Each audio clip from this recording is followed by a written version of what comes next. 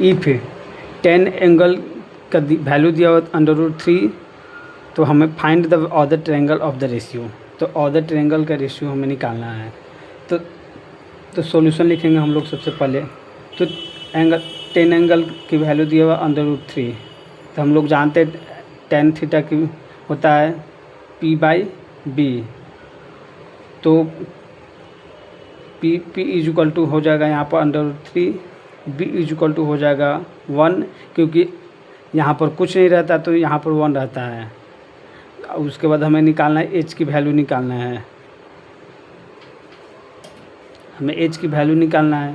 तो H equal to हो जाता है, हाइपोटेन्यूस का फॉर्मूला हो जाता है √P² प्लस का B², तो अंडर परपेंडिकुलर स्क्वायर √3 का होल स्क्वायर, अंडर रूट में B² है तो 1 का स्क्वायर हो जाएगा, तो ये बाहर आएगा तो 3 हो जाएगा, ये बाहर आएगा तो 4 हो जाएगा, अंडर रूट रहेगा तो 4 अंडर रूट इक्वल टू बाहर आएगा तो 2 हो जाएगा।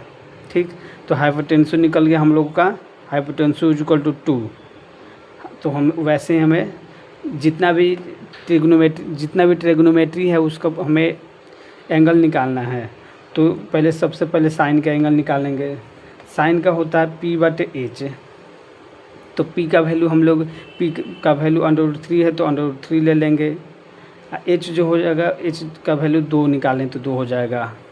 फिर वैसे कोस का वैल्यू निकालेंगे, तो कोस का वैल्यू हो जाएगा B/H, तो B का वैल्यू बेस है यहाँ पर 1, तो 1। हाइपोटेन्शन निकालें हम लोग 2 तो 2 हो जाएगा। वैसे ही 10 का वैल्यू निकालेंगे, 10 का तो ऑलरेडी दिया हुआ है तो √3 लिख देंगे। वैसे ही कोसेक का वैल्यू निकालेंगे, कोसेक का हाइपोटेन्सिव/P होता है। ठीक, तो उसका H की वैल्यू दिया हुआ 2, परपेंडिकुलर है पहले से √3, तो ये हो जाएगा।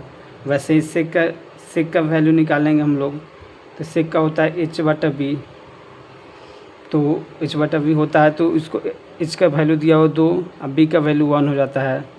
वैसे ही कोट का वैल्यू निकाल देंगे हम लोग, कोट का होता है B/P, तो बेस हो जाएगा 1 और P हो जाएगा √3। तो यह ऑल द ट्रिग्नोमेट्री का ये वैल्यू निकल गया।